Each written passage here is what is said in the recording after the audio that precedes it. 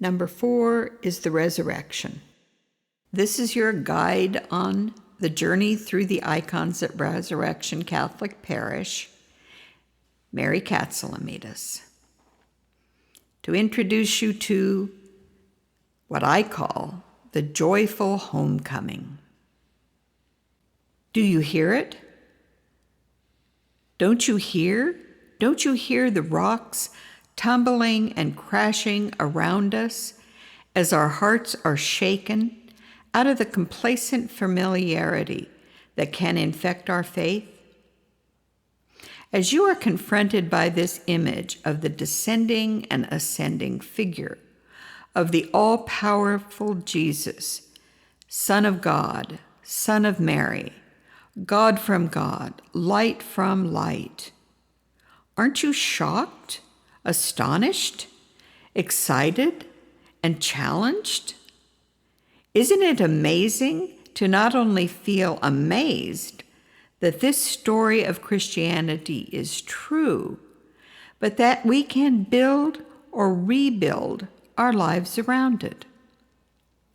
Shouldn't our evangelization and catechesis have the capacity to shock because we believe in a God who is in fact shocking? Shouldn't we be attracted to the possibilities of an encounter with the gospel in all its mind-bending splendor? Shouldn't our faith today be received as the scandalous foolery that it was in the early church? Doesn't this icon of the resurrection or descent into hell, or any icon, shock you, bother you, challenge you? I hope so. I always feel as though the icon is doing something right when it is bothering someone, which may be saying more about myself than about the icon. Yet, shouldn't we take seriously Scripture's cryptic preference to be hot or cold as opposed to lukewarm? Can't our hearts be broken open, released from ubiquitous familiarity that limits our capacity and objectivity when greeted with the surprise discovery in all that is good and right and true? My grandson Thomas, when he was younger, was ever eager to tell me when confronted with a momentous event, "That is a 12 on the Richter scale," letting me know when something outside of measurable data has occurred.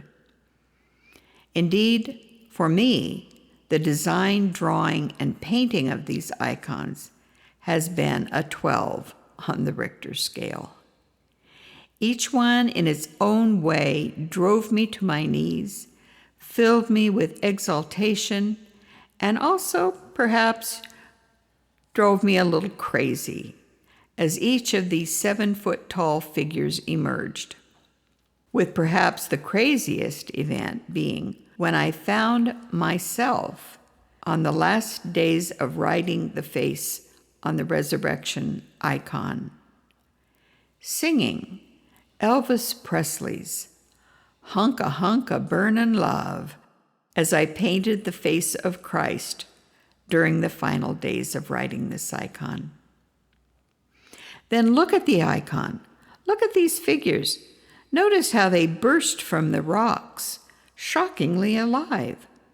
What scandalous foolery, the risen Christ. Vibrantly alive, clothed in white, full of living possibility. Such a description for God, for Christ, for the saints as well.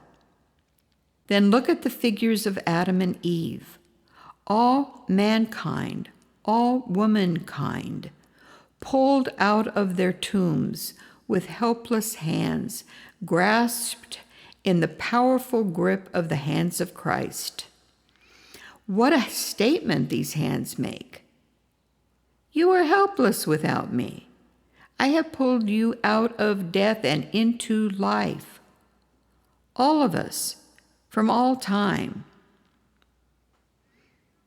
Again, the icon is in Kairos time, in the fullness of time, from the time before the incarnation. Here in the icon, embodied in the figures from the Old Testament, are King Solomon and David. Solomon is clothed in purple, the color of royalty. David is in the color of humanity, divine love, health, and the burning color of the Holy Spirit. Both of their heads, crowned as kings, are surrounded with the halos of sanctity. Then on the opposite side of the icon, we have St. John the Baptist, who is clothed in the shaggy blue garment of camel hair and wrapped in a cloak of green, keeping in mind that everything in an icon has meaning. From the postures, the gestures, the hands, the face, the architecture, the landscape, and the colors, we have to ask, why green? Well, as you might expect, green is the color of new life, of revival, of spiritual regeneration, and it is also the color of the prophets. St. John the Baptist, forerunner, clothed in green, points us quite emphatically to Jesus Christ, who strides forth, breaking down the gates of hell. Even the gates of hell, when touched by the feet of Christ, become covered in gold. Then notice also the almond shape behind Christ. This is called a Pisces vesca, which is the geometric shape that is formed when two full circles intersect.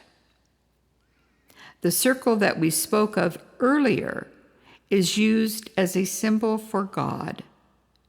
And here the Pisces vesca is composed of the three rings for the Holy Trinity, of deepening blue, not only the color of the divine, but also of the color of the cosmos that is lit by all the stars of the heavens. And then there is the blue-black background and a foreground against which all of this action is taking place.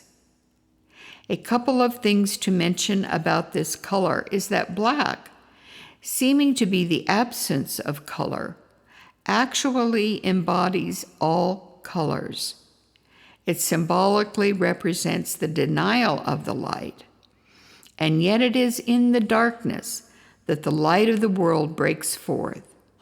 But it is in the darkness where germination takes place, as well as the transitions that lead to new life. Isn't this amazing? Doesn't this jolt you out of ubiquitous familiarity with your faith? Isn't it shocking news that not only is there life after death, but that we are even in death, not alone, but surrounded by a cloud of witnesses? Can you feel yourself surrender to the all-powerful grasp of the hands of Jesus wrapped around you?